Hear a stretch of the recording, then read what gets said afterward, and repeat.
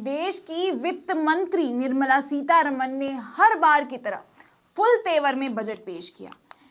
कैसा रहा बजट, कितना अच्छा कितना खराब, इस पर नहीं जाते हैं, क्योंकि जब आप बात सुनते हैं कि देश की वित्त मंत्री गुंडागर्दी करती है, सरकारी एजेंसियों को अपने फायदे के लिए इस्तेमाल करती है, और ऐसे गंभीर आरोप कोई राह चलता शख्स नहीं, सरकारी ओहदे पर बैठा पदाधिकारी लगाते हैं।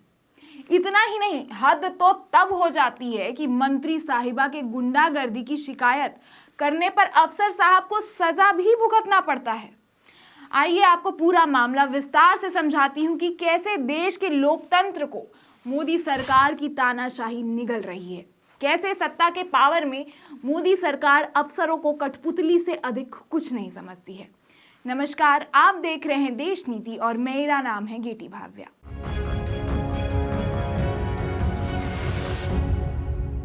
देश नीति, केवल सच्ची और पक्की खबरें। इनको देखिए, ये हैं तमिलनाडु के आईआरएस ऑफिसर बी बालमुरुगन।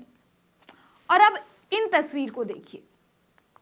अब आप पूछिएगा कि इन दोनों तस्वीरों में क्या संबंध है। इससे पहले मैं आपको बता दूं कि इन दोनों समेत ईडी और निर्मला सीतारमण में भी संबंध है। दरअसल इस आईआरएस ऑफिसर को केंद्र सरकार ने सस्पेंड कर दिया है, वो भी इनके रिटायरमेंट से ठीक 2 दिन पहले। और सस्पेंशन का कारण तो मोदी सरकार ने एकदम सॉलिड दिया है, अनुशासनात्मक कार्यवाही। मतलब जी हुजूरी में कहीं ना कहीं कोई कमी रह गई होगी। बहुत कंफ्यूजिंग हो रहा है। चलिए आपको शुरू से कहानी बताती हूँ। ईडी को आजकल कोई काम नहीं बचा है सिवाय विपक्ष पे समन जारी करने को। द वायर की ये रिपोर्ट देखिए, कहानी यहीं से शुरू होती है, जिसमें ईडी 2 दलित किसानों पे समन जारी करते हैं। एक 72 वर्षीय किसान एस कैनियन और उनके 67 वर्षीय भाई एस कृष्णन को समन जारी करती है। वैसे आजकल जैसा माहौल चल रहा है, कभी ईडी झारखंड पहुंच जा रही है, कभी दिल्ली के सीएम को समन जारी कर रही है, कभी लालू प्रसाद समेत पूरे परिवार पर आरोप लगाकर पूछताछ कर रही है। ये बात कोई बड़ी नहीं है, क्योंकि वो लोग फिर भी नेता हैं। लेकिन ये दोनों तो मामूली किसान हैं, जिनके पास गांव के कुछ 6 एकड़ जमीन है और वे 1000 रुपए मासिक पेंशन पर गुजारा कर रहे हैं। तो ईडी जैसे एजेंसी, जहां बड़े बड़े विपक्ष के नेताओं के घर धावा बोलने से फुर्सत नहीं है, वो 2 छोटे से किसानों के समन पर क्यों समन जारी कर रही है?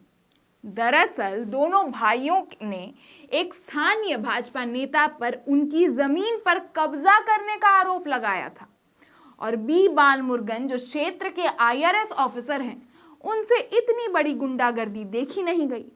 मतलब बीजेपी का कोई नेता पहले किसान की जमीन हड़पेगा, और जब किसान आवाज उठाएगा तो सत्ता में बैठा मंत्री यानी निर्मला सीतारमण ये विश्वास दिलाएगी कि असली और सबसे बड़ा गुंडा मैं हूं, और सरकारी एजेंसियों को अब गरीब किसानों के पीछे भी छोड़ देगी। अफसर साहब ऐसा गुंडागर्दी देख नहीं पाए।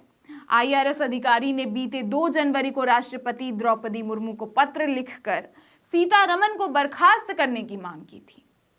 72 और 67 साल के 2 किसान भाइयों ने एक स्थानीय भाजपा नेताजी गुणशेखर पर उनकी जमीन को अवैध रूप से हड़पने की कोशिश करने का आरोप लगाया था। तो वहीं आईआरएस अधिकारी ने अपने पत्र में कहा था, उपरोक्त घटना से पता चलता है कि प्रवर्तन निदेशालय यानी ईडी कैसे बीजेपी का विस्तारित हाथ बन गया है।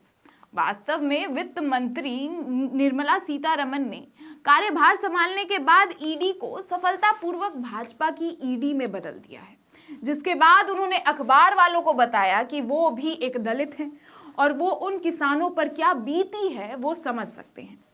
अब इन्होंने क्या किया कि इनसे जब ये अत्याचार देख नहीं पाए, तो इन्होंने देश की राष्ट्रपति को एक पत्र लिख दिया। अब क्योंकि ईडी फाइनेंस मिनिस्टर के अंदर आता है, तो ये समझना ज्यादा मुश्किल काम नहीं होगा कि ये सब धांधली किसके कहने पर हो रही है। तो उन्होंने हमारी वित्त मंत्री निर्मला सीतारमण के बर्खास्त करने की अर्जी राष्ट्रपति को डाल दी, जिसके जवाब में इन्हें इनके रिटायरमेंट के ठीक 2 दिन पहले सस्पेंशन लेटर पकड़ा दिया गया। सोचिए, एक अफसर बस अपना काम कर रहा था और उसे काम करने की ये सजा मिली।